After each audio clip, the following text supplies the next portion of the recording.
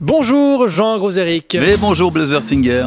On a pu l'entendre le 16 novembre dernier sur France Inter. L'écrivain, humoriste, acteur, scénariste, romancier, conseiller de rédaction, critique littéraire, animateur télé, réalisateur et très bien profilé sur Wikipédia, Frédéric Becbédé n'avait pas préparé sa chronique. C'est-à-dire qu'il a débarqué dans l'émission de Nicolas Demorand et Léa Salamé sans rien. Un grand moment de... Je sais pas, en tout cas, il a été très bien accueilli à l'antenne. Tout de suite, sans pression aucune, de toute façon, il a rien fait. Le billet de Frédéric Becbédé, l'humoriste le plus écouté de France, je crois. Eh ben, ça respire la joie chez Demorand. On se croirait dans Vendredi, tout est permis. Mais bon, on se dit, je sais pas, un chroniqueur qui a pas son papier, ça arrive pas souvent, ça peut être un cool moment d'humeur, comme disent les gens qui font des théories sur la radio. On va se foutre de la gueule de Freddy, puis ce sera cocasse. Bah, pas monstre, en fait. Oui, je sais ce que vous vous dites. Freddy n'a rien fait. Freddy s'est couché très tard. Vrai. Freddy a peu dormi.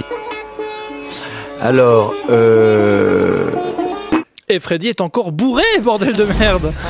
Alors bon, s'en suivent 2 minutes pendant lesquelles Salamé et Demorand enfoncent le plus possible leurs chroniqueurs pour se désolidariser le plus possible de ce moment, ne surtout pas essayer de sauver le moment, et surtout 2 minutes pendant lesquelles Frédéric Becbédé tente d'improviser une chronique. Alors moi j'ai rien contre cette formidable discipline créative qu'est l'impro, hein. Au contraire j'adore ça, c'est même en partie mon métier, je vais pas chier dessus. Mais s'il y a bien un truc que j'ai jamais osé tenter, c'est la chronique radio improvisée. J'explique pourquoi. En fait ce qu'il y a de cool avec l'impro, c'est quand les gens assistent à une performance improvisée.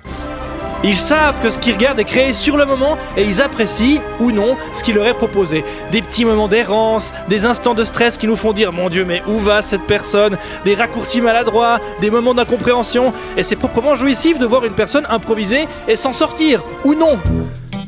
Mais le désavantage de la radio, c'est qu'on peut l'allumer n'importe quand. Par conséquent, un auditeur ou une auditrice pourrait tomber au milieu d'un papier improvisé dans lequel, vu que c'est de l'impro, il y aurait fatalement des moments d'errance, des instants de stress qui nous font dire « Mon Dieu, mais où va cette personne ?» des raccourcis maladroits et des moments d'incompréhension.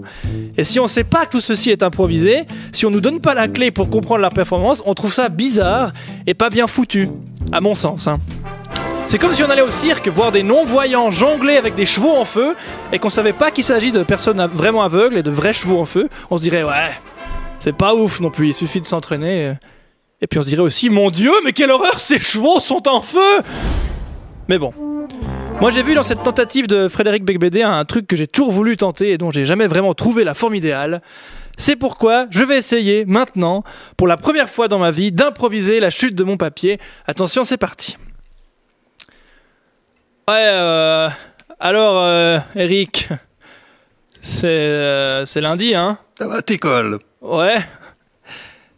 T'as pas mis ta perruque? Ouais. Tu fais pas des émissions sur... Voilà ce qui arrive quand on... Ouais, non, c'est faux.